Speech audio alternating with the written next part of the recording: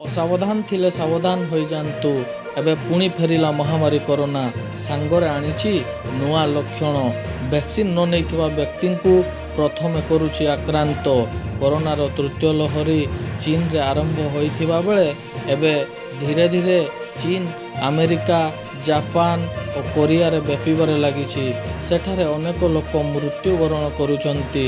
2020 एवं 21 रे जेतेबेले कोरोना आसीथिला सेतेबेले तार लक्षण थिला केवल थंडा धरिबा और भीषण ज्वर हेबा। किंतु एबे कोरोना नुआ रूप नहीं आसीछि, आनिछि सांगरे नुआ लक्षण। एबे कोरोना हेले 2 ରୁ 3 दिन जाए भीषण आंठू और कांध दरज होउछि।